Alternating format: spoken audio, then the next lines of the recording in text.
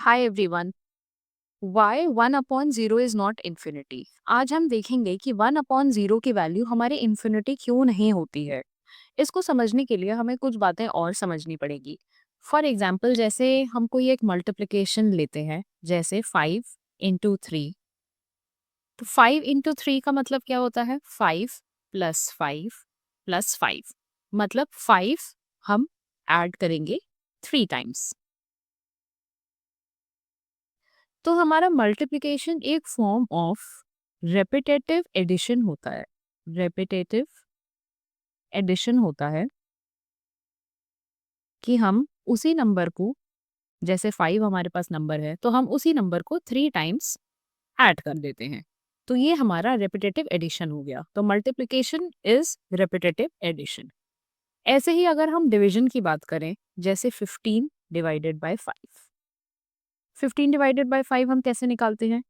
Division हमारा repetitive subtraction भी बोलते हैं। क्यों बोलते हैं repetitive subtraction?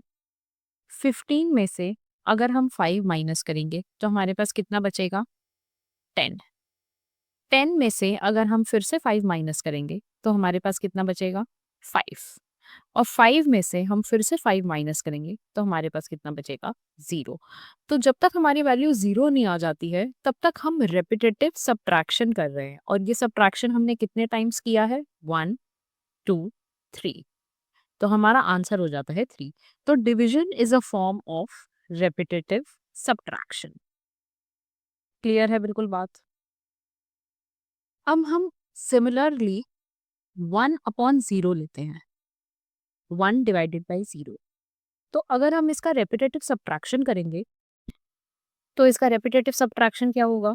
1 minus 0 is equals to 1। Again 1 minus 0 is equals to 1।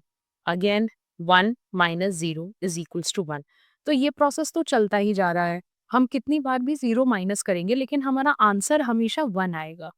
तो अगर हम अज्यूम कर लेते हैं कि चलो इसको हमने इन्फिनिटी ले लिया, कि ये चलता ही जाएगा, हमारा आंसर हमेशा 1 1 1 आता रहेगा, तो हमने उसको इन्फिनिटी ले लिया। ठीक है। अब दूसरा एग्जाम्पल देखते हैं। सपोज हमने यहाँ पे नंबर चेंज करके 2/0 कर लिया। 2/0 को कैसे कर सकते हैं? 2 minus 0 is equals to 2। 2 minus 0 is equals to 2। तो ये भी हमारा फॉर्म चलता जाएगा क्योंकि हमारे पास हमेशा 2 ही आ रहा है नंबर। तो इसको भी हम इन्फिनिटी अज्यूम कर सकते हैं क्योंकि ये चलता ही जा रहा है। ये हम यहाँ पे इन्फिनिटी अज्यूम कर रहे हैं ये प्रूफ करने के लिए कि 1/0 is not equals to infinity. ठीक है। तो अगर हम ये दोनों इक्वेशन 1 एंड इक्वेशन 2 को जोड़ते हैं तो 1/0 is equals to infinity, 2/0 is equals to infinity. तो we can say that 1/0 is equals to 2/0।